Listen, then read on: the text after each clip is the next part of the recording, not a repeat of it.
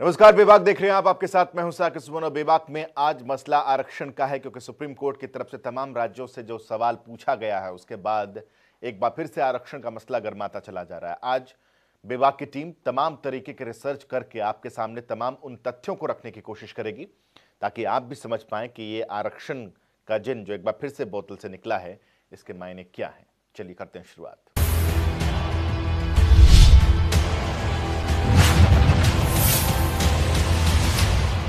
बेबाक की अपनी पहली रिपोर्ट, जिसमें हम आपको ताजा जो सुप्रीम कोर्ट में घटनाक्रम घटा और जिस तरीके से सुप्रीम कोर्ट की तरफ से तमाम राज्यों से यह पूछा गया कि क्या 50% से ज्यादा आरक्षण दिया जा सकता है, तमाम राज्यों से यह सवाल किया गया है और सबसे जवाब सुप्रीम कोर्ट ने मांगा है। दरअसल मसला मराठा आरक्षण को लेकर के उठा था, जिसको लेकर के पहले ही हाईकोर्ट की तरफ से एक ऑब्जेक्शन हो चुका है और अब यह मामला सुप्रीम कोर्ट में पहुंचा है। वहां इस पूरे मामले की प्रोसीडिंग चल रही थी। देखिए क्या कुछ हुआ। आरक्षण का मसला देश में बेहद गंभीर माना जाता है और वक्त बेवक्त आरक्षण के मुद्दे को लेकर देश में बवाल होता भी रहा है, जो इतिहास के पन्नों में दर्ज भी है। आज आरक्षण का जिन एक बार फिर अपने चिराग से बाहर निकल आया, क्योंकि महाराष्ट्र में मराठा समुदाय के आरक्षण पर सुप्रीम कोर्ट में सुनवाई हो गई। 5 जजों की बेंच इस मामले पर 18 मार्च तक सुनवाई करेगी। वहीं सुप्रीम कोर्ट ने सोमवार को सुनवाई के दौरान कहा कि आरक्षण के मसले पर सभी राज्यों को सुना जाना जरूरी है। इसलिए सुनवाई के दौरान संवैधानिक बेंच ने सभी राज्यों को नोटिस जारी कर पूछा कि क्या आरक्षण की सीमा को 50% से बढ़ाया जा सकता है। हालांकि मौजूदा समय में देश के कई राज्यों में 50% से ज्यादा आरक्षण दिया जा रहा है। यही वजह है कि सुप्रीम कोर्ट इसके पीछे राज्य सरकारों का तर्क जानना चाह रही है। महाराष्ट्र में मराठा आरक्षण की मांग काफी लंबे समय से हो रही थी, जिसे लेकर राज्य सरकार ने 2018 में मराठा समुदाय को 16% आरक्षण देने का फैसला किया था। सरकार के इस फैसले को लेकर बॉम्बे हाईकोर्ट में याचिका दायर की गई थी, जिस पर सुनवाई करते हुए कोर्ट ने जून 2019 में आरक्षण के दायरे को 16% से घटाकर शिक्षा में 12 और नौकरी में 13% तय कर दिया। साथ ही हाईकोर्ट ने कहा कि अपवाद के तौर पर राज्य में सुप्रीम कोर्ट की ओर से निर्धारित 50% आरक्षण की सीमा पार की जा सकती है। बॉम्बे हाईकोर्ट के मराठा आरक्षण पर दिए गए फैसले को लेकर सुप्रीम कोर्ट में चुनौती दी गई। सुप्रीम कोर्ट के 3 जजों की बेंच ने मराठा आरक्षण पर सुनवाई करते हुए इंदिरा साहनी केस या मंडल कमीशन केस का हवाला देते हुए इस पर रोक लगा दी। साथ ही सुप्रीम कोर्ट ने कहा कि इस मामले की सुनवाई के लिए बड़ी बेंच बनाए जाने की जरूरत है। मराठा आरक्षण के लिए 5 जजों की बेंच इस मामले की सुनवाई कर रही है। ऐसे में आपको ये भी जानना जरूरी है कि किसे कितना आरक्षण मिलता है। देश में आरक्षण के प्रावधानों के मुताबिक अनुसूचित जाति को 15% आरक्षण, अनुसूचित जनजाति को 7.5% आरक्षण, अन्य पिछड़ा वर्ग को 27% और आर्थिक आधार पर सामान्य वर्ग को 10% आरक्षण मिलता है। वहीं राज्य की अलग अलग सरकारें अपने यहाँ की आबादी के लिहाज से SC, ST और OBC के बीच आरक्षण का वर्गीकरण करके दे रही है। वहीं सुप्रीम कोर्ट ने देश के सभी राज्यों से पूछा है कि 50% से ज्यादा आरक्षण देने पर उनके विचार क्या है, क्योंकि देश के तमाम राज्यों में 50% से आरक्षण ऊपर दिया जा सकता है। हालांकि आरक्षण सामान्य वर्ग को आर्थिक आधार पर 10% का आरक्षण केंद्र सरकार कानूनी अमली जामा पहनाकर दे रही है, जिसके चलते 50% का दायरा 2019 में ही टूट गया था। ऐसे में आपको ये भी जानना जरूरी है कि किस राज्य में कितना आरक्षण मिलता है। हरियाणा में 70%, तमिलनाडु में 68%, झारखंड में 60%, राजस्थान में 54%, उत्तर प्रदेश में 50%, बिहार में 50%, मध्य प्रदेश में 50% और पश्चिम बंगाल में 35%। फिलहाल मामले में अगली सुनवाई 15 मार्च को होगी। 15 मार्च से मराठा आरक्षण और इससे जुड़े संवैधानिक प्रश्नों पर सुनवाई होगी। आपको बता दें कि साल 1991 में पीवी नरसिम्हा राव के नेतृत्व वाली कांग्रेस सरकार ने आर्थिक आधार पर सामान्य श्रेणी के लिए 10% आरक्षण देने का आदेश जारी किया था, जिसे इंदिरा साहनी ने कोर्ट में चुनौती दी थी। इंदिरा साहनी केस में 9 जजों की बेंच ने कहा था कि आरक्षित स्थानों की संख्या कुल उपलब्ध स्थानों के 50% से ज्यादा नहीं होनी चाहिए। सुप्रीम कोर्ट के इसी फैसले के बाद से कानून ही बन गया कि 50% से ज्यादा आरक्षण नहीं दिया जा सकता। इसके चलते राजस्थान में गुर्जर, हरियाणा में जाट, महाराष्ट्र में मराठा, गुजरात में पटेल जब भी आरक्षण की मांग करते हैं तो सुप्रीम कोर्ट का यह फैसला आड़े आ जाता है। ब्यूरो रिपोर्ट, जनता टीवी।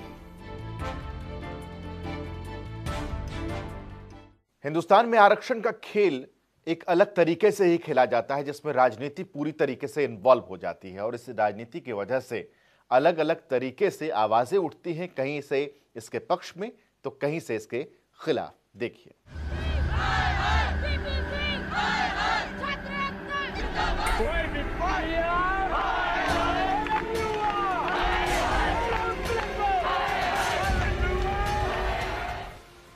देश में आरक्षण का मुद्दा सालों से चला रहा है।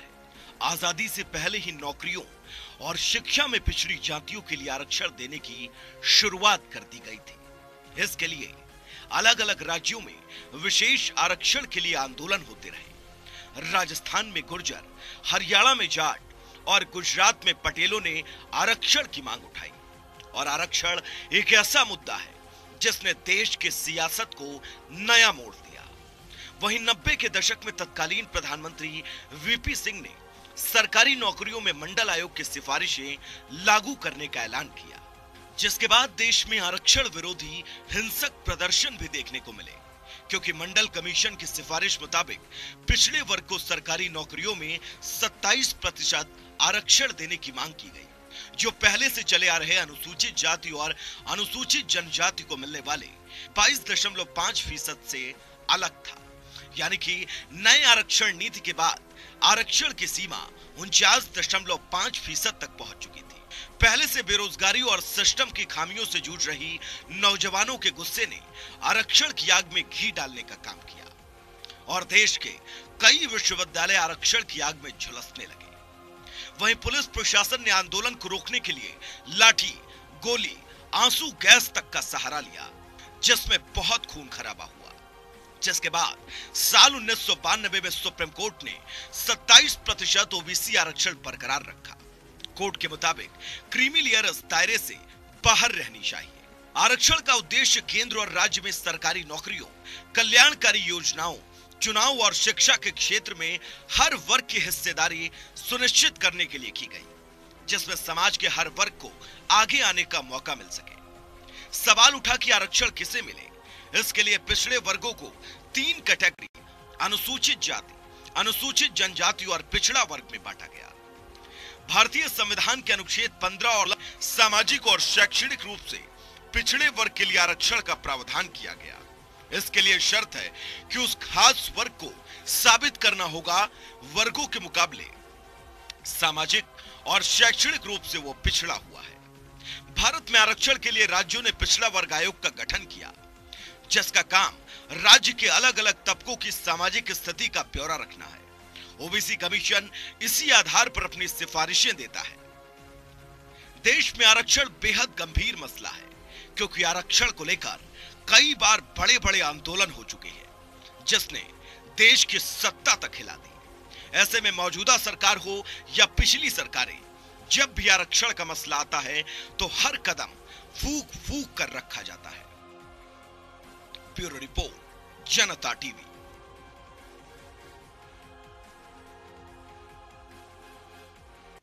देश में आरक्षण की शुरुआत इस वजह से की गई ताकि जो पिछड़े लोग हैं उनको मुख्य धारा से जोड़ा जा सके। लेकिन क्या यह संभव हो पाया?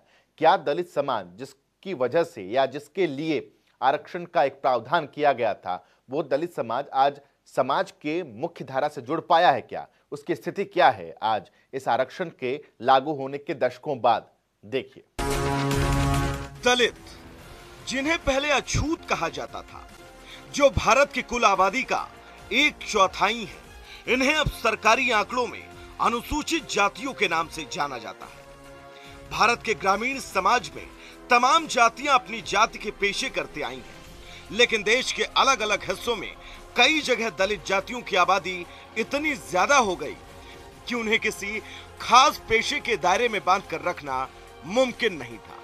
सो नतीजा ये हुआ कि इन दलितों ने अपना अस्तित्व बचाने के लिए जो भी पेशा करने का मौका मिला उसे अपना लिया। डॉक्टर भीमराव अंबेडकर जैसे नेता इसी व्यवस्था से आगे बढ़े और उन्होंने दलितों की अगुवाई की। 20वीं सदी की शुरुआत में दलितों की हालत सामाजिक, शैक्षिक और आर्थिक स्तर पर एक जैसी ही थी। गिने चुने लोग ही थे जो दलितों की गिरी हुई हालत से ऊपर उठ सके। डॉक्टर अंबेडकर की अगुवाई में दलित आंदोलन ने दलितों को कई फायदे मुहैया कराए। इनमें आरक्षण और कानूनी संरक्षण जैसी सुविधाओं को गिनाया जा सकता है। आज शासन व्यवस्था के हर दर्जे में कुछ सीटें दलितों के लिए आरक्षित होती है। इसी तरह सरकारी मदद से चलने वाले शैक्षिक संस्थानों और सरकारी नौकरियों में भी दलितों के लिए आरक्षण होता है। आजादी के बाद बने भारत के संविधान में दलित हितों के संरक्षण के लिए ये व्यवस्थाएं की गई। हालांकि उन्हें लागू करने की प्रक्रिया आधी अधूरी रह गई। फिर भी इनकी वजह से दलितों के एक तबके को फायदा हुआ है। अस्तित्व के लिए उनकी लड़ाई आसान हुई है। इन कदमों की वजह से आज दलितों की हर जगह नुमाइंदगी होती है। आज कई दलितों ने कारोबार में भी सिक्का जमाया है और यहां तक कि उनके अपने दलित Indian chamber of commerce and industry भी है। तो ऐसा लगता है कि दलितों के एक तबके ने काफी तरक्की कर ली है, लेकिन अभी भी ज्यादातर दलित उसी हालत में है जिस स्थिति में वो आज से एक सदी पहले थे। जिस तरह से आरक्षण की नीति बनाई गई, ये उन्हीं लोगों को फायदा पहुंचाती आ रही है जो इसका लाभ लेकर आगे बढ़ चुके हैं। नतीजा तो ये है कि दलितों में भी एक छोटा तबका ऐसा तैयार हो गया है जो अमीर है, जिसे व्यवस्था का लगातार फायदा मिल रहा है। ये दलितों की कुल आबादी का महज 10% है। दलितों में भी सामाजिक तौर पर खुद को ऊंचे दर्जे का समझने लगा है। दलितों की ये क्रीमी लेयर बाकी दलित आबादी से दूर हो गई है। दलित आज भी ज्यादातर गांवों में ही रहते हैं। गैर दलितों के मुकाबले दलित आबादी का शहरीकरण आधी रफ्तार से हो रहा है। जमीन के मालिक न होने के बावजूद वो आज भी भूमिहीन मजदूर और छोटे किसान के किरदार में दिखते हैं। दलितों के पास जो थोड़ी बहुत जमीन है भी, वो तो छिनती जा रही है। खैर, आरक्षण का मकसद दलितों की भलाई और उनकी तरक्की था, लेकिन इसने गिने चुने लोगों को फायदा पहुंचाया और इसी वजह से जाति व्यवस्था के समर्थक इस जातीय बंटवारे को बनाए रखने में कामयाब रहे हैं, जो कि दलित हितों के लिए नुकसानदेह है। ब्यूरो रिपोर्ट, जनता टीवी। अब हमारी इस रिपोर्ट के जरिए आपने यह समझा कि दलितों की स्थिति क्या है, तो फिर इस आरक्षण का फायदा किसे हो रहा है? असल में इस आरक्षण का जो क्रीमी लेयर है, वो कौन लोग हैं, किसे सबसे ज्यादा इस आरक्षण से फायदा हो रहा है? इस रिपोर्ट में देखिए, बहुत सारे आंकड़े हैं इसमें। देश में केंद्र सरकार की नौकरियों और शिक्षण संस्थाओं में अन्य पिछड़े वर्ग यानी कि ओबीसी के लिए 27% कोटा आरक्षित है। लेकिन ऐसी शिकायतें आने के बाद किसका फायदा अन्य पिछड़े वर्ग की लिस्ट में शामिल सभी जातियों को समान रूप से नहीं मिल रहा है और इसके बड़े हिस्से पर कुछ प्रभावशाली जातियों का कब्जा है। सबको इस व्यवस्था का पूरा हक दिलाने के लिए मोदी सरकार ने 2 अक्टूबर 2017 को दिल्ली हाई कोर्ट की पूर्व चीफ जस्टिस जी रोहिणी की अगुवाई में 4 सदस्यीय एक आयोग का गठन किया था। इस आयोग को जिम्मेदारी दी गई थी कि वो देखें कि ओबीसी की लिस्ट में शामिल कौन सी जातियां अब तक इसका पूरा फायदा उठा पाने से वंचित रह गई हैं। अपने अध्ययन के बाद जस्टिस रोहिणी आयोग ने लिस्ट में शामिल जाति समूहों को 4 उप श्रेणियों में डालने का प्रस्ताव तैयार किया। जानकारी के मुताबिक आयोग ने सेंट्रल लिस्ट में शामिल 2633 ओबीसी जातियों को 1, 2, 3 और 4 उप श्रेणियों में डालने का प्रस्ताव बनाया, जिसके तहत आयोग ने इन चारों नई श्रेणियों को 27% आरक्षण में 2%, 6%, 9% और 10% आरक्षण देने का प्रस्ताव तैयार किया। अभी तक जो जानकारी उपलब्ध हुई है उसके मुताबिक पहली उप श्रेणी में 1674 जातियों को रखा गया। ये मुख्य तौर पर वो जातियां हैं जिन तक अभी तक इस आरक्षण व्यवस्था का फायदा उतना नहीं पहुंचा जितना पहुंचना चाहिए। वहीं दूसरी उपश्रेणी में 534 जातियों को रखा गया, जबकि तीसरी में 328 और चौथी में 97 जातियां शामिल हैं। वहीं आयोग के पास ओबीसी आरक्षण का जो आकलन मौजूद है, उससे पता चलता है कि पिछले 5 साल में सिर्फ 10 जातियों को 27% आरक्षण में से 1/4 हिस्से का फायदा मिला है। इसी पैमाने पर 2/3 फायदा सिर्फ 37 जातियों को मिला है और 3/4 आरक्षण का फायदा महज 100 जातियों को, यानी सेंट्रल लिस्ट की कुल 2633 जातियों में से बाकी बची 2486 जातियों को 27% आरक्षण में से सिर्फ 5वें हिस्से की ही मलाई मिली है। लेकिन आयोग का आकलन यह है कि इनमें से भी 1000 से ज्यादा जातियां ऐसी हैं जिनका 27% आरक्षण में कोई प्रतिनिधित्व ही नहीं है। ब्यूरो रिपोर्ट, जनता टीवी।